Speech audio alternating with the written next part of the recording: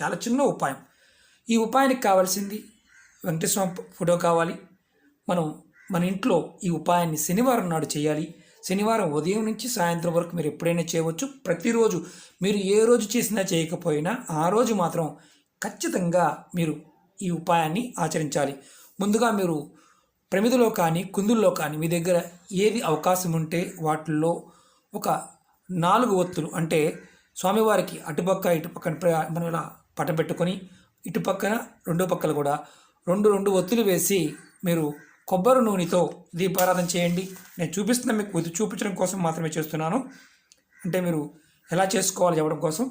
మీరు స్వామివారికి పువ్వులు అలాగే తులసి, మనకి మామూలుగా ఇంట్లో కనుక తులసి మొక్క ఉంటే తులసి పత్రాలతో ఒక మాలను తయారు చేసుకోండి.